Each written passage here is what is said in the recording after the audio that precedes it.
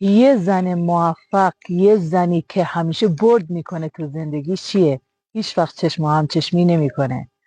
همیشه همسرش واسش یه دنیا ارزش داره. اگه کارگر باشه، اگه مهندس باشه، هر جوری هست قبولش میکنه. هیچ وقت به خاطر چشم و همچشمی زندگی خودشو خراب نمیکنه. اینو یادتون باشه، چشم و همچشمی خیلی بده. یه زن به زندگیش باید قانع باشه.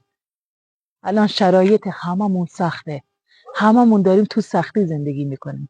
یه ذره مردا رو درک کنیم. اینم واسه آقایون فیجن.